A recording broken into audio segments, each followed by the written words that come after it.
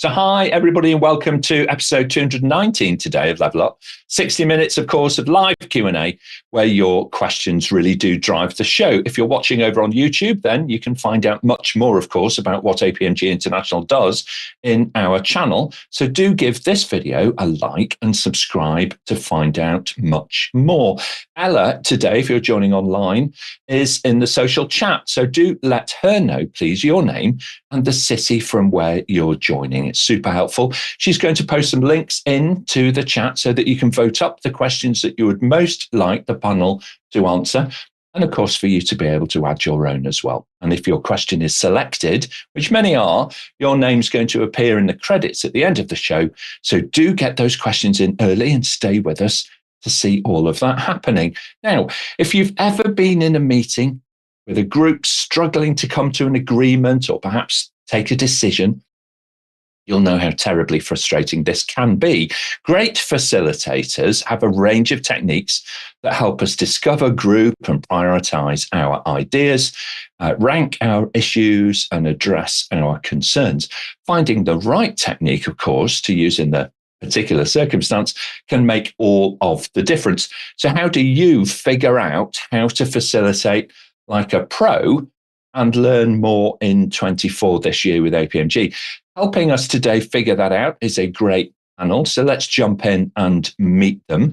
Joining us for the first time today is Karen Newman. She is a principal business analyst working to shape and deliver the change portfolio for the Coal Authority here in the UK, who work on improving the futures for people and the environment in our mining areas around the country. A frequent author, Karen enjoys running local network events and building community. Welcome to Level Up, Karen. Great to see you. Hi, Nick. Yeah, pleased to be here. Thank you. Excellent. Thank you very much indeed. Rejoining today is a familiar face, I think, Sheila Roberts. She is, of course, the Chief Progress Officer for the Resilience Professionals Limited and the co-author of a leading guide on business resilience, a chartered project professional with the APM. Sheila has extensive experience in what makes for a great project and how to get past those little barriers and bumps in the road that facilitators help us do. Welcome back to Level Up, Sheila. Thank you, Nick. Looking forward to a good show. Facilitation is one of those key skills that we all need. I completely agree. It would make such a difference, wouldn't it, if a meeting was designed with the purpose in mind for the meeting and not necessarily just a repeat of the previous one. Gary Gamp he rejoins again today. Again, a familiar face to Level Up followers. He's senior partner, of course, with Positive Momentum. And actually, since his teenage years, I think it's fair to say, he's been engaging with others to help solve problems in the charity, in the private sector, and in the public sector. He's an accomplished change agent and services director. His practice now specializes in things like sales leadership, change, transformation, and so on. And he hosts, of course, the popular podcast, The Company Doctor, which is a personal favorite of mine. Welcome back to Level Up, Gary. Thank you, Nick. Good morning. Thank you. It's good to be on. Excellent. Thank you very much indeed. A new face today is Allan Kelly. He joins us. He's a coach and consultant who specializes, in his words, in Agile with OKRs. And if you're less familiar with that little acronym, it's Objectives and Key Results. With a main focus on workflow, strategies, and products, he's also an author in his own right and has worked with all sizes of organizations, from SMEs to large multinationals. Welcome to Level Up, Allan. Great to meet you. Thanks, Nick. Good to be here for the first time. Thank you very much indeed. Completing our panel today is Robert Snyder. Robert is the founder and president at Innovation Elegance. His career has spanned multiple roles, including those of project manager and change manager, an author as well. I'm enjoying reading his book, Innovation Elegance, and more about that a little later. Welcome back to Level Up. Great to see you, Robert. Thank you, Nick. I'm delighted to be back. And I think that this topic has got to be one of the most subjective topics that I've contributed to. So I'm looking forward to a rich, diverse, and just a downright fun conversation. I think it's going to be, isn't it? Because we've all got those moments etched in our memories of when it went well Oh my goodness me, and when it really didn't. So we'll be dipping into that, I think, as we go. No show would work without our question master, of course. And today, Suchitra Jacob joins from southern India, from the wonderful city of Bangalore. Welcome, Suchitra. How are you? Hi, Nick. Hello to the panelists and our viewers. I'm back after quite a while, I think, so I can't wait to start asking questions and be back on today's show. Okay, well, we have missed you actually. In the UK, it's on Monday morning show. Of course, in India, it's around lunchtime. So, anyway, we have missed you. So, welcome back. Great to have you on the team today. Well, I can see lots of folks joining online, so thank you. We're going to give you a shout out in a few moments, but I think we should get going, Suchitra, if we can, and have our first question for the panel. Yes, of course. So, our first question is from Gregory. How important a role does the facilitator have on keeping the meeting to time? All right, panel. So how important is it for the facilitator to be able to keep that meeting on to time? Sheila, why don't you start us off and then we'll hear from Gary. Yes, I think the facilitator needs to make sure that they are designing the meeting or workshop that they're facilitating with time in mind. So the various different activities should have times associated with them, and also using techniques that mean that you can actually keep those times. I think you're so right there. From an architecture point of view of the meeting, optimism bias, I think, plays in quite a lot as the facilitator. So kind of get carried away a little bit. So it's a really important aspect of that, to design with the end game in mind. Gary, your thoughts, please, and then Robert. Yeah, I mean, as a facilitator, it's absolutely your job to keep the meeting on time. And a tip to help you is what happens before the meeting is really important. So I make sure I always own the agenda, make sure everything's going to work and it will fit into the time. And then during the session, it's my job to time box things. So you can't get to the end of a meeting and say we didn't have time to cover stuff. That's our fault as a facilitator. It's such an important thing, isn't it? A lovely phrase there, and I think we'll echo that into social. That you need, as a facilitator, you need to own the agenda. And 3 little words, but they mean so much, don't they? They really, really do. So thank you, Gary. Robert, your thoughts, please, and then we'll go to Allan. Piggybacking on the other panelists, a facilitator is the single focal point for any uncertainty in a meeting. So I do believe that they're a critical role. And the domino effect, when a meeting just loses track of time, the domino effect on everyone's subsequent meetings can be huge. So pacing by the facilitator, critical skill. Okay, excellent. Thank you very much indeed. And Allan, final thoughts on this one? It's also damn difficult. So it is a key thing for the facilitator. One thing I like to do is, you all have an alarm clock in your pockets these days. So sometimes I'll set it publicly and just put it on the table. And sometimes I'll set it quietly and put it in my top pocket, so I know we've hit a time point. Yeah, absolutely right. There are some wonderful apps to help us, aren't there, to kind of count down to things, and even to use for different segments of a workshop to be able to help us manage that time, particularly if you're, kind of doing something all day, this kind of thing in a face-to-face fashion, then really important to keep track of time and not to get lost in the moment. So thank you very much indeed, panel. Great question to start us off at the top of the show. So let's go over to social and welcome our producers online, who really set the agenda for the show and ask all of the questions. Irene joins today, so really lovely to have you as part of the producers today, our audience.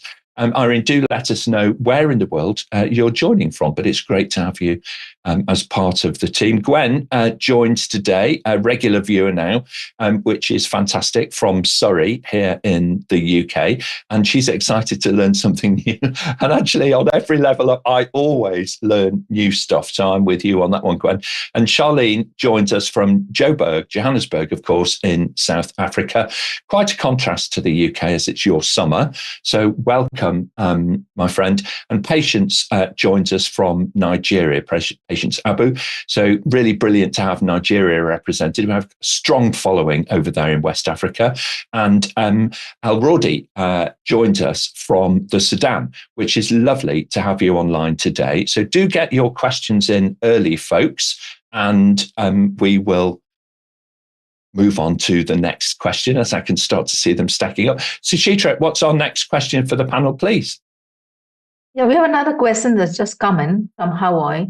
As a facilitator, do you have any suggestions for what should be prepared before the meeting? Okay, why don't we start off slightly different sequence this time?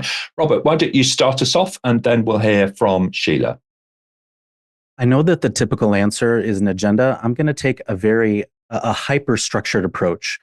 I believe that every meeting ideally is a review and revise session for a draft. So specifically for the question, what should be prepared? A draft of roadmap, project charter, process flow, etc. Excellent. And iterative approach. Always consider that. Thank you, Robert. Sheila, your thoughts, then we'll go to Gary. Yes, I have the approach where you need to meet with the person who's leading and you're facilitating for to absolutely clarify your objective and then design things around meeting the objective. What do you want out of the meeting? And have that very clear, because without it, everything else goes wrong. Yeah, I agree with that. Give yourself the time to get the proper brief is a super important element of this, isn't it? Gary and then Karen. Yeah, I think this is a really important question because some of the stuff for facilitating a meeting, the most important thing is what you do before. We've spoken about the agenda, and I really agree with the other speakers on the panel. You've got to research everyone that's coming in detail if you can. If you know who's coming in advance, try to check them out and understand their backgrounds and maybe where they're coming from.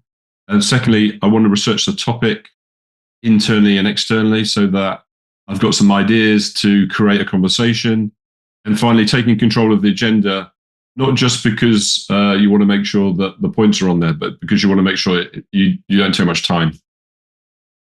And I agree with you, Gary. And I think sometimes if you're facilitating with internally within your organization, you often don't allow yourself the time to prepare, if this makes sense. You often are arriving at the event thinking, okay, I kind of know what I'm doing as you're walking in, rather than actually taking the time in your diary to block out some time, beforehand to do that preparatory work. So thank you very much indeed, Gary. Super important. Karen, your thoughts, then we'll hear from Allan. Yeah, I guess I'm going to echo what Sheila and Gary said. It's very important to talk to people who are going to participate before the session, before the session starts. I would talk to as many people as possible and make sure they understand their role in that workshop and make sure that the right people are there so they know why they're there. I've actually stopped people coming to sessions before if I think they're not going to add to the meeting. This is quite an interesting area, isn't it, really, kind of thinking about what is your contribution? Because if you're looking to the facilitator to do everything, it's really hard to facilitate in a meeting of Trappist monks. Okay, you need to be able to make a contribution so that the poor facilitator can actually do something with it. So absolutely right. Thank you, Karen. Totally agree with that. Consider carefully, do you really need to be there? Or are you just plain flattered that you've been invited, in which case, maybe step aside and let somebody else who is going to contribute. Allan, final thoughts on this, please. So everything's been said is good. There's so many different types of meeting. And I certainly find myself in consultancy situations where you're just dropped into a meeting with people. You haven't got a clue who's in the room. So as well as all the good points that have been mentioned, in your toolkit, you also need some situations for random. And one of the ones I love is called Lean Coffee. And you take some Post-its and you just get everyone to write on there what they want to talk about, their question. And usually I just prime them with one on there. And again, I get out my stopwatch. We prioritize these things and we just have 1 minute on each one. and then we take a vote. Should we talk about this? And if so, for how long? We put a time on it. I reset my stopwatch. When the time runs out, we vote, continue, move on. Usually we've done it and we move on to something else. And so if you drop into a random situation with a bunch of people that look at you and you're thinking, what am I going to do here? A bit like this meeting, let be question driven. Excellent. Okay, thank you very much. What a great idea to think about that. And it fits very much with the kind of the concept and philosophy of Agile, doesn't it? Of the empowered team and, for the team to be able to make, decisions, on its own merit and so on and so on. So very good. Thank you very much, Allan. That's absolutely great. Let's look, if we can, at our next question. Now, if you're watching us online and you've not put a question into the chat yet, well, you need to get a wiggle on because, like all good meetings, this one's going to finish on time. So do get those questions in early. Start your question with a little letter Q because that helps us out a lot, okay, in the chat. And type them into the chat and then we'll get them in front of the panel as soon as we are able to. Suchitra, next question, please. The next question is from Prem Rumta. Do you have any facilitator tips for dealing with troublemakers during a workshop? Oh, never happens, doesn't it? Everybody's terribly well behaved. Nobody tries to dominate, etc., etc. Karen, why don't you start us off? How do you manage this kind of situation? Yeah, thanks. A very simple one, but quite effective. To have a board where you're parking things that are not related to the meeting. They're called various things. Park, are called Elmo, I've seen, and Sumo, shut up, move on. Whatever kind of works. But yeah, and you get the guys to agree, yeah, that's not to do with this meeting. We'll talk about it later, put it on the board. Very good. What a great technique. I do like those little acronyms when they kind of bring up a visualization in your mind. So very good. I like the kind of wrestling and the pushing things out of the ring of focus. So thank you very much indeed. Allan, your thoughts, and then we'll hear from Gary. So if I'll sometimes say, can we hear from another table? So usually a toolmaker is sitting on one table over here. You might think, okay, can we have someone from this table, please? Or maybe you can say, can somebody who hasn't spoken yet spoken? And if the person's really persistent, sometimes I'll just name it. I'll just say, look, Robert, we've heard a lot from you. Do you mind? Can we get someone else if you here? So there's a degradation where it can more, because other people in the room have noticed it too. Absolutely. Absolutely. Thank you so much indeed. Not mentioning anybody's name or looking at anybody in particular. Brilliant. Thank you very much indeed. Gary, your thoughts, and then we'll hear from Robert. Yeah, I think it's great when I have a troublemaker. I don't think they're troublemakers because my job as a facilitator is to be a catalyst and a guide. And as a catalyst, I'm trying to encourage debate and participation. So if someone is controversial, it's a great point to be able to include others because then, as people have suggested, you can get a counter view. So if someone is being difficult, I use the phrase, tell me if you had no constraints, what would you do? And then I'll ask someone else who's maybe quiet to give me their thoughts. So I think use it as a springboard rather than be worried about it. I would say so. And if you're confident in your own skin as a facilitator and you have these techniques to hand, if you like, then you can play these in at the right moment. And I do think in this circumstance that having that experience, the flying hours, if you like, in real life of having done this kind of work or observed or worked with a colleague who's good at it and learned from them, that can make a huge difference. So thank you very much indeed, Gary. And Robert, final thoughts on this one. In a workshop, well-intended participants know how to disagree. I believe troublemakers demonize. And so I'm gonna riff off what Gary just said about a catalyst. I try to, when I'm feeling helpless with a troublemaker, I feel like the wrong responses are: one, be a doormat; number two, fight back or risk escalating. So by process of elimination, I exaggerate the momentum into absurdity, because if that troublemaker isn't accountable to me or the group, I'm going to find someone who they will be accountable to, but that requires me to exaggerate their momentum. Unconventional, that's my answer. Okay, thank you very much indeed. It's finding the sweet spot, isn't it? And I think understanding the culture of the organization that you're in and the location in the world and the participants as well, because some organizations are quite robust in making contributions, others are much more gentle, and it's reading the room in that way and understanding whereabouts the the temperature is, if you like, if it's acceptable and comfortable and culturally to everybody in the room, and being aware that not everybody is comfortable with those fast and furious robust exchanges, let me put it that way. So thank you very much indeed. Thank you, panel. What a great question, Prem, as well. Something that we do need to consider, isn't it? Excellent. So, Suchitra, I can see some live questions coming in from our producers online, which is great. So, on that note, let's move on. We'll take our next question, please. Yeah, we have a live question from AO.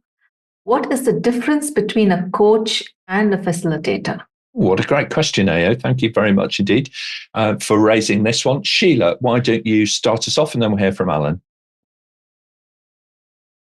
Yes, thank you for that question. It's an important difference because they've got a completely different role. A coach is somebody who helps people hands-on improve specific skills, often on the job, but they're not there to be a neutral person, whereas the facilitator doesn't get involved. They're not part of what's happening on the job. They may be if they're having to take a dual role, but ideally they're there as a neutral person to enable everybody else to actually come to the right decisions and achieve the objectives. So it's actually a completely different role. Thank you very much indeed, Sheila. Great way to illustrate that difference for us. Allan, your thoughts, then we'll go to Gary. I feel obliged to answer this. I'm the only one who's identified as a coach here. And one of the things you have to look at is the word coach is so elastic, and it's so used and misused these days that it depends what exactly is the coach trying to do. Are they what I think of as a true coach who is helping you identify the things you need to work on and helping you find your own solutions to your own problems? Or are they being a bit more, should we say, project managerish and try to direct you in a certain direction? The other thing I'd add here is that it can be the same person, just in different roles. So I identify as a coach, not a professional facilitator. In the coaching work, I am often facilitating, because sometimes the coach is working with a whole team and you want the team to discuss something and come to an agreement. So I'm both trying to lead them through a process, but I want to facilitate them having a discussion and get an end. So there's aspects of both. It depends which hat you're wearing at the time. Thanks, Allan. That's really great. Gary, your thoughts? Yeah, just quickly, if you're presenting or coaching, you're the sage on the stage. And when you're facilitating, you're the guide on the side. And what I mean by that is that you should, as Sheila said, facilitate, not participate. That's made me giggle. So when you facilitate, you're a guide on the side.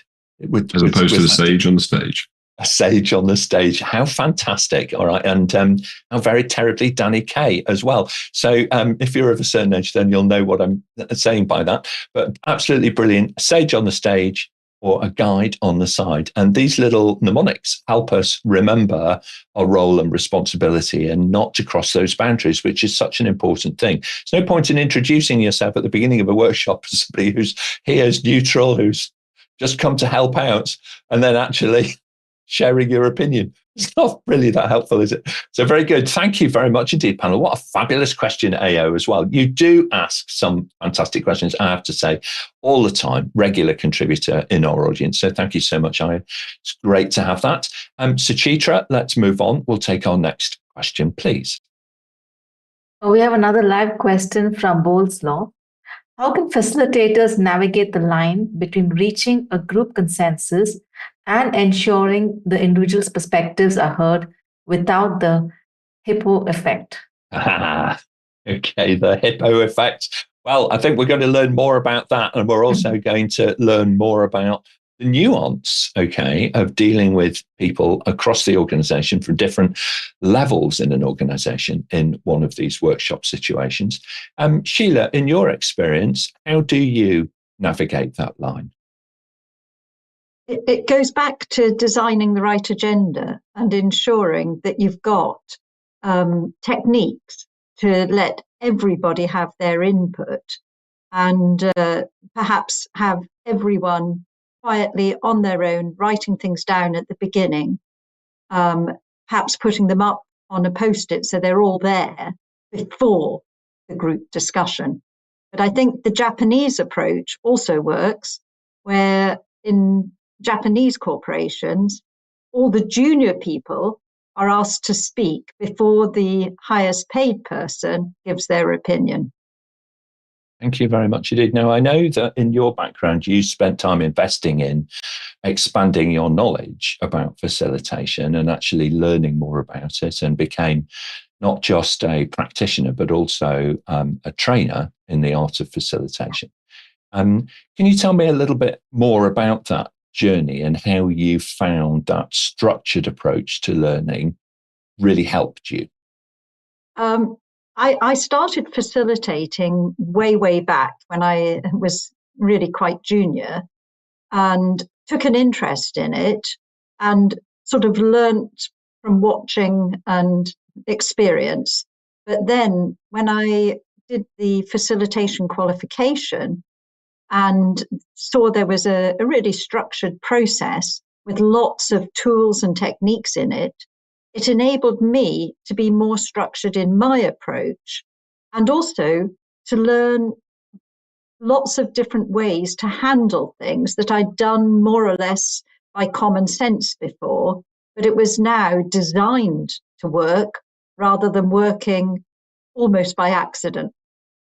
Yeah, I agree with that. I mean, I found it absolutely fascinating because we've all done facilitation, and then you come to it, and then you start reading the book and the guidance, and I think Tony Mann is the author behind all of this. Yeah. He's a fabulous individual and somebody who's incredibly experienced.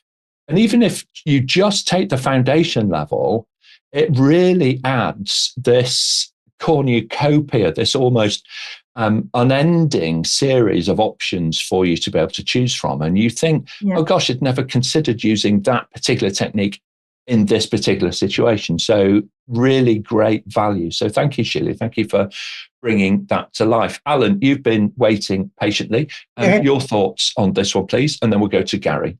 So one of the techniques I really like is to swing around the room and just get everybody to say something. And it's particularly good after a break, or if you've got a multi-day thing to do at the start of a second day. And I'll just swing around the room. And if there is a HIPPO, if there is a more senior person in the room, I'll often say, we'll leave the more senior people till last. So let's start, I'm trying to pick some of the room and start with the more junior people, and you get to a senior person, let's hop over Fred, and carry on. And just let everybody say what's on their mind, their thoughts. And, not only does it not bias them because the HIPPO hasn't spoken, but it can also be amazingly powerful because the HIPPO is listening to what the team want. And so sometimes the HIPPO will come in at the end and say, look, I agree with all that. We want to do that. I want to build on that. It also gives them the opportunity to say, hang on, guys, you got the wrong end of the stick here. But at least you leave them to last. Yeah, absolutely. Now, I think we actually need to understand. Thank you very much, Allan. I completely agree. Karen, can you help us out? For those people who are giggling in the audience about colleagues referring to their senior participants or their, higher up the organisation, their C-suite as HIPPOs, what on earth is a HIPPO? Yeah, no problem, Nick. So, excuse me. So it's a term, I don't know if it's used all across the world. It's definitely used in the UK. It stands for highest paid person's opinion. So it's the sort of person you get in there who maybe have a strong view on the direction of things we want to go in, and probably a budget holder. And so they may be wanting to influence the meeting in a certain direction. And of course, that it's important to know who's got the budget, but meetings, especially meetings with lots of people in, are an expensive thing to run if you've got quite a few people in the room. So the thing that I would think about in terms of managing those sorts of people and making sure that you don't kind of let their perspective dominate is that maybe remind them before, sort of echoing Sheila's point of managing that situation before. A meeting is a group of people in a meeting. You're trying to get a diverse opinion. You're trying to get a view across, many different disciplines, many people's views, depending on the objective of the meeting. So I think it's quite good to kind of throw that point back, if you can, in a polite way, to the people that might be dominating. Yes, you've got a view, but actually we want to, use this time to get everybody else's opinions, understand the diversity of the situation. So that's kind of how I would manage it. Thank you very much. The highest paid person's opinion, because it can throw the room, can't it? Somebody who is more junior in the organization, who have thought this through, they may actually have a fabulous idea to share. But if there's an overly dominant person in a meeting, then they never say it out loud because of the deference situation. Robert, is that something that you've come across before, and trying to balance it out so that all voices are heard? You're taking words out of my mouth, Nick. Exactly. Two rules that I very openly present to participants in my meetings. Number one, anytime where we're uncertain about the confidence or the safety of the junior people, they speak first, and senior people must wait. Leaders speak last. I think there's a book called Leaders Eat Last. Well, leaders can speak last. And the other, I'm taking out of Boleslaw's question this term consensus. Frequently, I shrug at consensus. I think it's a luxury. It's a nice to have. But I think plenty of meetings, it's really about everyone gets their say. They may not get their way. And as long as we can ingrain that in the culture, let's remember to be amazing listeners. But at the end of the day, when there's a pragmatic disagreement, there needs to be a tiebreaker. And let's just know who that tiebreaker is ahead of time. Because consensus is an expensive form of perfection. It really, really is, isn't it? And you kind of watch the clock sometimes, don't you? And the time is just chewed up by these, self-important voices, kind of at the beginning of sessions. So it's really important to get on top of that and get on top of it really quickly. Let's have a look across at social online. Charlotte Miller joins us, of course, one of our question masters and part of the APMG team. She's joining us from Skegness up in the northeast of England. So welcome, Charlotte. Great to have you as part of the audience today. We also have Darius joining as well from Newcastle, a little bit further north, actually, again from the UK. So welcome, Darius. Great to have you online. And thank you for your contribution in the chat as well, which I've been following. So good to see you appearing today. And Frederick joins us from Gaborone in Botswana. So brilliant. Thank you very much, Frederick. I saw you joining a little earlier on during the session. Frederick Coty, of course. Cindy Hancock joins from Johannesburg, from Joburg in South Africa. Great to have you online. I'm hoping, Cindy, that you're finding today's session valuable to you.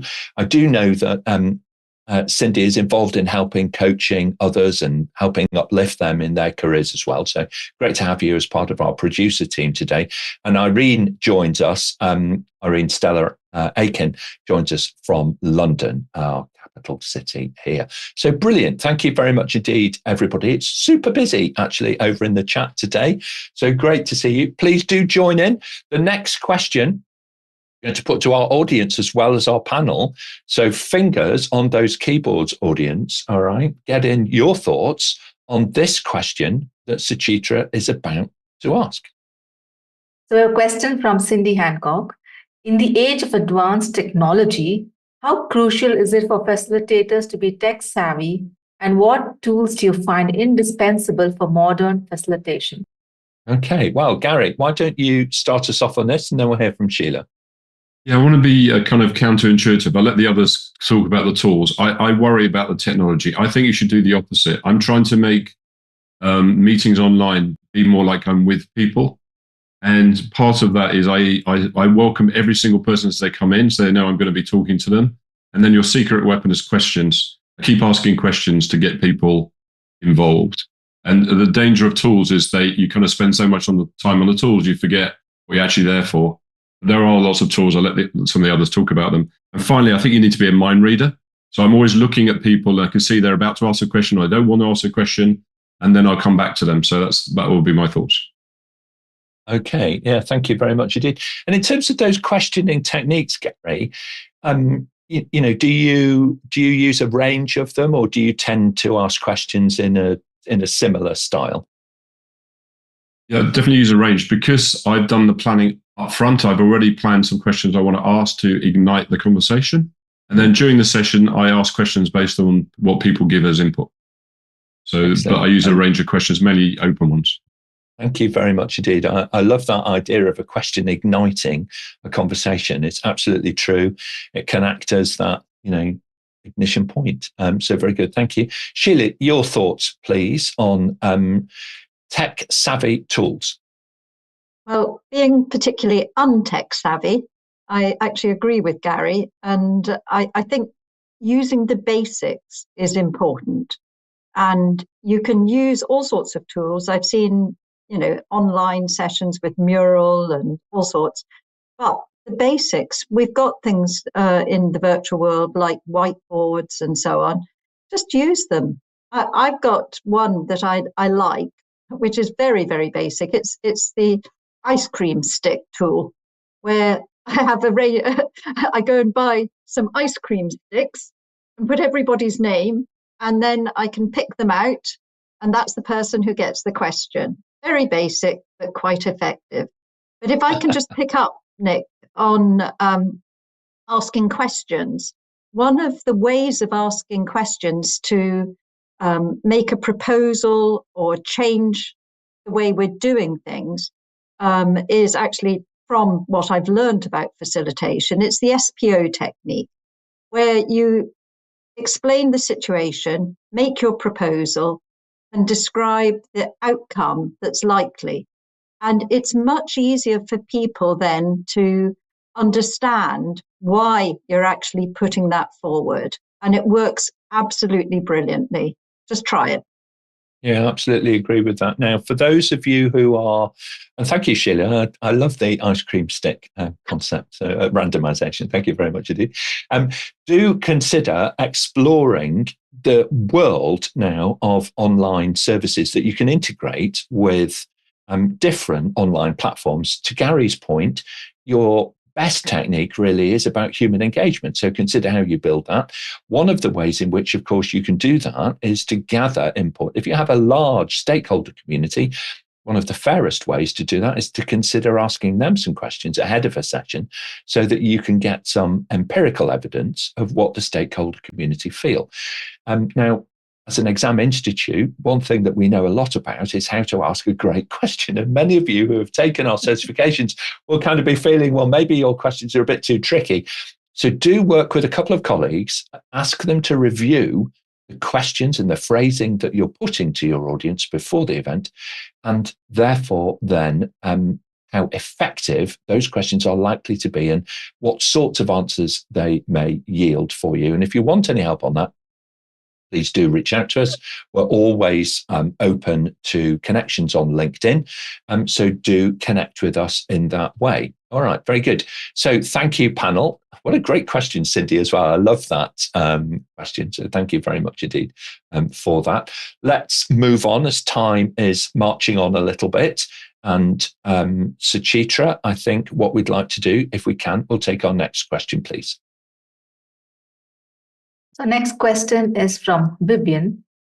As a facilitator, when you feel stuck by not being able to answer a question, how do you navigate your way out? Well, in a way, I think you may, Vivian, have hit upon one of the common misconceptions about facilitation. Allan, why don't you start us off and then we'll hear from Karen next. So as I say, I think my take on facilitation might be different from slightly other people here, because I often find myself in a situation where unfortunately, I am the sage on the stage and I'm trying to do facilitation. I'm trying to facilitate a conversation, but I'm also sneakily trying to lead in a certain direction.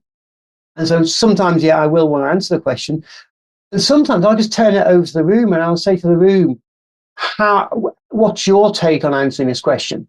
And maybe go and pick on that troublemaker or somebody else who's not shy and ask them directly, or more generally say to the room as a whole, what do you think? Anybody got any views on this? And usually during that time, you've had a chance to think it through and something comes into your mind. And if not, then something somebody else in the room adds can spark your thoughts. If nothing else, you can say to the questioner, can you give me some more details there? Can you explain a bit more your thinking or tell me more here? And just generate more of the conversation that way while your brain is thinking. Thank you very much indeed. Yeah, absolutely right. Thank you, Allan. Karen, your thoughts, and then we'll go to hear from Robert. Yeah, one of the things I was going to say, with echoing Allan, is that you can push it out to the rest of the room. But I guess the main thing is if you are there just as the facilitator, it's not your job to know all the answers to the questions. So it's quite okay to say, we don't know that. We need to take that away, log it and move on. So don't expect to be the person that has to answer all the questions. That's a good thing to remember. Yeah, I agree with that. Your authority as a facilitator is more likely to come from knowing the roadmap of the event, know your workshop, know when you're going to reach those crescendo points, those decisions and so on, and know where you're going with it. The actual subject matter yourself, arguably, you do not need to know as much about. It's better to be able to draw out the expertise that's in the room rather than, be feeling that you need to know all of the answers. So thank you, Karen. Great answer there. Robert, your thoughts, please, and then we'll hear from Sheila. In a world that is so noisy and in a world filled with attitudes and egos, I think these are moments to really relish delicious silence, promote the skill of listening, the culture trait of listening, and role model humility. So I think this can be a very positive thing to role model silence, listening, and humility. Relish that silence and use it as a change and a break in the cadence as well in a meeting can be super effective, actually. If you're a follower of soap operas, then they tend to end on a cliffhanger. Well, it's not always a good idea to do the same thing in a facilitated workshop. So you may actually want to allow people to leave on a note of confidence. So do consider that in your dynamic engineering. I call it dynamic engineering as a facilitator, of knowing how best to scope out and figure out, at what point are you going to finish the session. All right, excellent. Thank you very much indeed. Brilliant question again, Vivian. We've got some wonderful questions from our producers. They are definitely the subject matter experts when it comes to this stuff. So thank you so much, everybody who's online asking questions. Let's move on and we'll take our next question, please. Suchitra.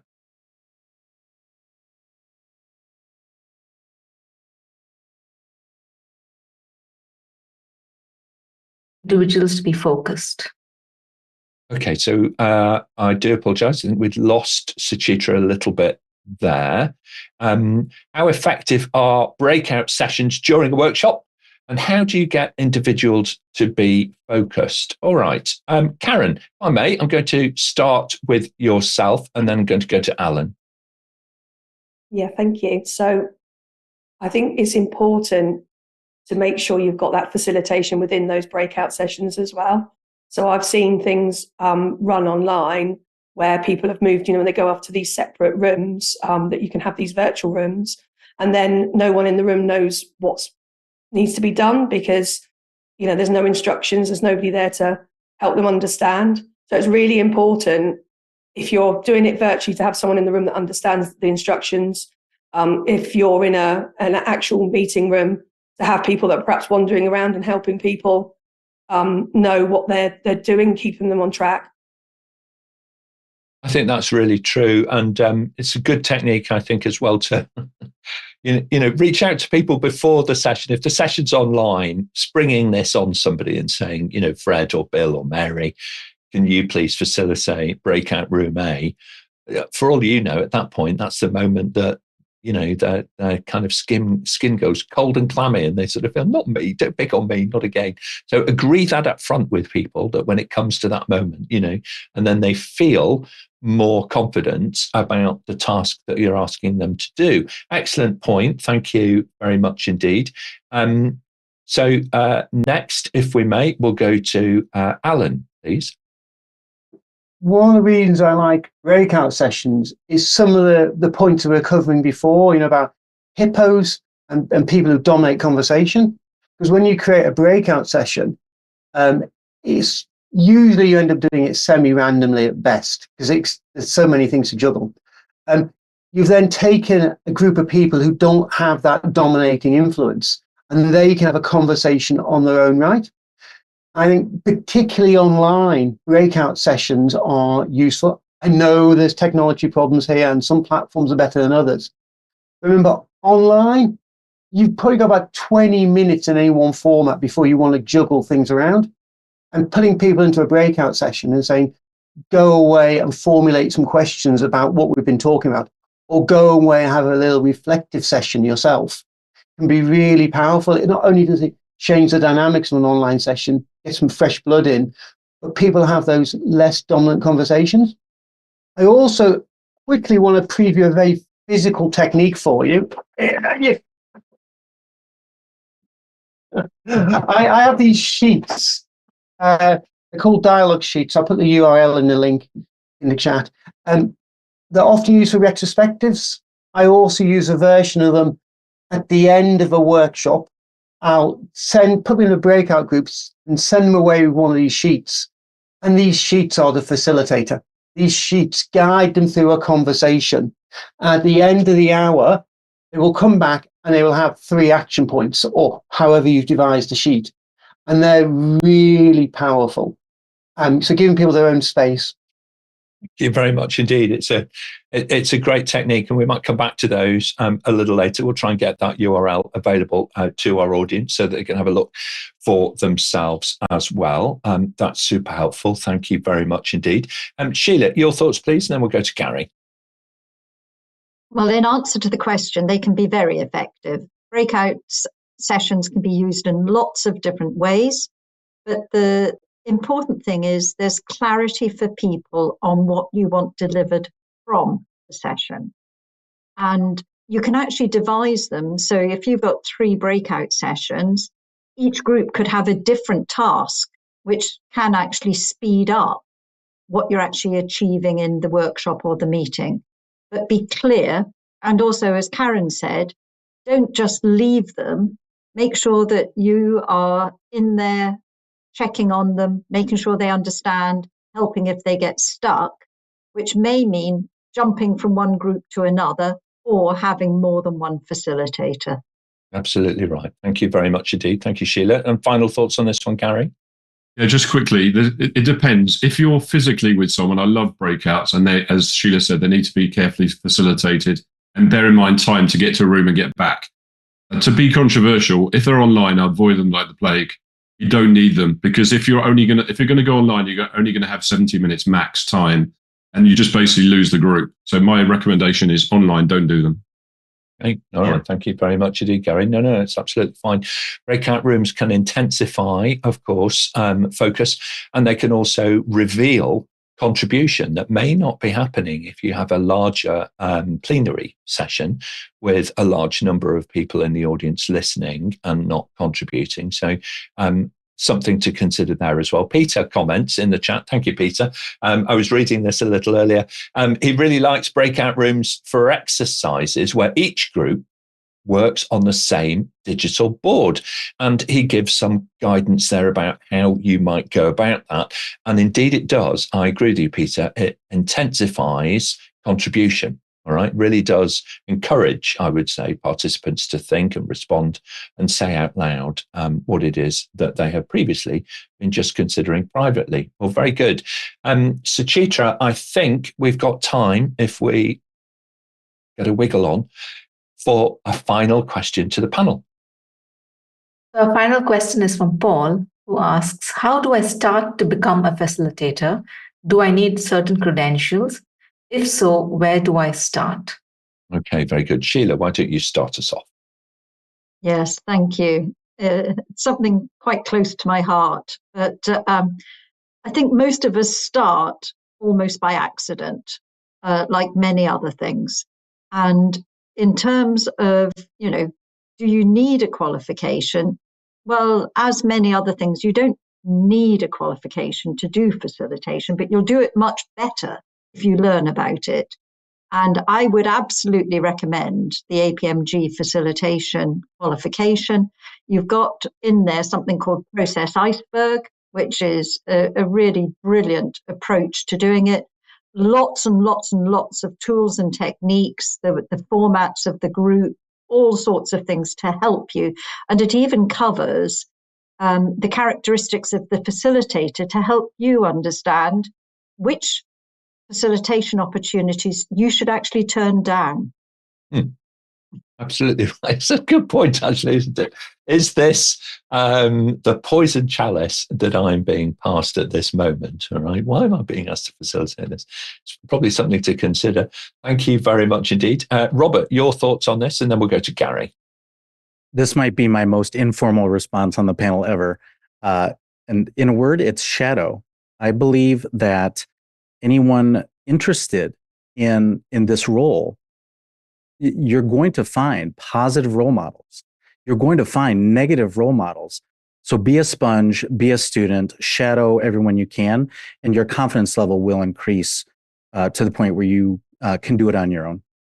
Yeah, absolutely right. It's great to be in the room, isn't it? To witness the master practitioner at work, and you can see how she might manage the meeting, how he might engage the quiet voices in the meeting to make their contribution, and also build to that the outcome that was stated at the beginning, the purpose of the meeting, the objectives, if you like, of the meeting.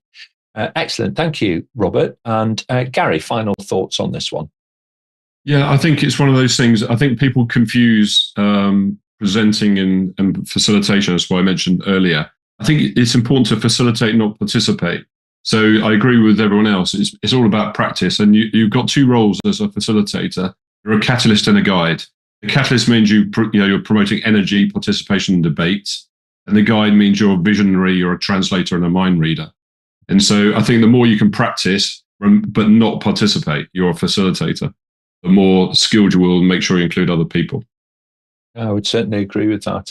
It's the nuanced. It's not so much what it is that you're doing. Most people can figure out a way of, using paper and Sharpies to come up with gathering ideas. But it's how you actually use those physical techniques or online techniques to arrive at the desired outcome that's so important. So thank you very much indeed. Well, audience, you've been an eclectic group today. Thank you very much indeed. What an incredible set of questions to our panel. We've roared through them, and I hope that we've been able to bring you some real value.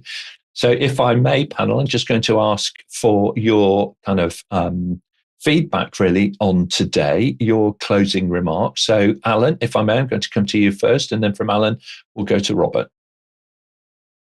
I hope, audience, you haven't found us too contradictory. And the truth is, meetings come in all shapes and all sizes, from a multi-day training workshop through to a half-hour brainstorming session. And, it's horses for courses. You have to think, what are the techniques going to work in your context?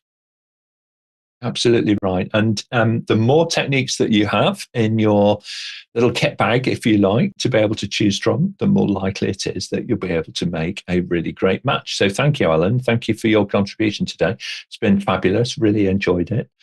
Thank you very much indeed. Robert, your thoughts, please, and then we'll go to Karen.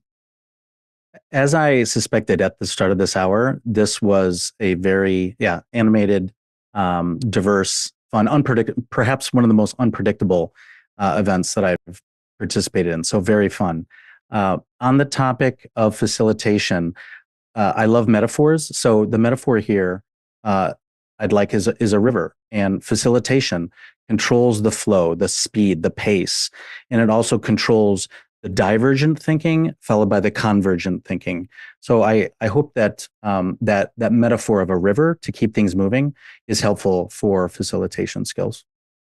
Okay, excellent. Thank you very much indeed. I do like a metaphor. You may have noticed that. You're laughing out loud now in the audience. We can't hear you, but that's allowed as well. All right. So thank you very much indeed, Robert. Great job. Karen, your thoughts, please, on today, and then we'll go to Gary. Yeah, great questions and brilliant answers. I've learned a lot too. Just seen someone come up about the sage on the stage and guide on the side, which I think I will remember. That'll stick in my mind. I hope that we encourage people to just, go out there and have a go. Yes, you do need to plan. You do need to know what your outcome is, but go out there and have a go, because it's the practice of it that will help you get better, not the reading and the planning and whatever. The actual going out there and doing it. I completely agree. It's what's the metaphor that I would reach for? It's hard to learn to juggle from a book alone, right? At some point, you need to put one of those little bean bags into each hand. Don't start with chainsaws. By the way, if you're watching at home, start with something simple. Gary, your reflections on today, and then we'll go to Sheila. Yeah, I think people are realizing that facilitation is a skill. It's not something you should rock up and hope it's all going to be okay on the day, because it takes a lot of planning and preparation in advance. But it's really worthwhile. It's very rewarding. And when you do it a lot, you'll get better at it. We have a podcast on the company doctor called How to Facilitate Like a Pro. It was the most downloaded episode last year, so I highly recommend it. A bit of a shameless plug. Thanks for having me on. Yeah, thank you very much. We'll reach out to the team for the QR code for that one, Gary. Here we go. We've just got that coming online now for you.